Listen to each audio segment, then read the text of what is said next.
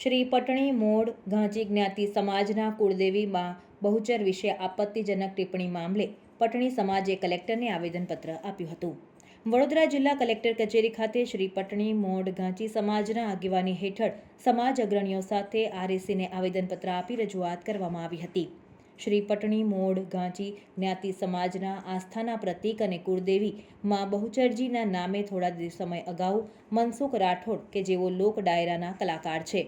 તેઓ દ્વારા આસ્થા પ્રતીક સમાન કુળદેવી માં બહુચરનું અપમાન કરતા મંતવ્યો જાહેર ઉપર મંચ પર રજૂ કર્યા હતા, જેથી કલેક્ટરને આવેદનપત્ર આપી રજૂઆત કરવામાં આવી હતી અને અસામાજિક તત્વો લોકોની ધાર્મિક લાગણી દુભાવવાનું સાહસ ન કરે તે માટે કાયદેસરની કાર્યવાહી કરવાની માંગ કરવામાં આવી છે।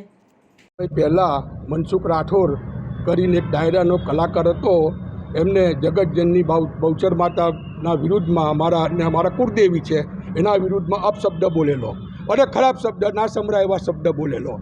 એટલે અમે આજે કલેક્ટર સાહેબને આવેદનપત્ર આપવા આવ્યા। એ કલેક્ટર સાહેબ શ્રી કે અમારું આ આવેદનપત્ર છે તમે ગુજરાત સરકારમાં મોકલો અને એને કડકમાં કડક સજા થાય એવી અમારી માંગણી ને લાગણી છે કે જિંદગીમાં ફરી બીજા કોઈ માતાજી વિરુદ્ધ કે કોઈ ભગવાન વિરુદ્ધ આવા અપશબ્દ બોલે નહીં ને કોઈ બી માતાજીનું અપમાન થાય તો કોઈ બી સહન ના કરી શકે, કોઈ બી માતાજીનું।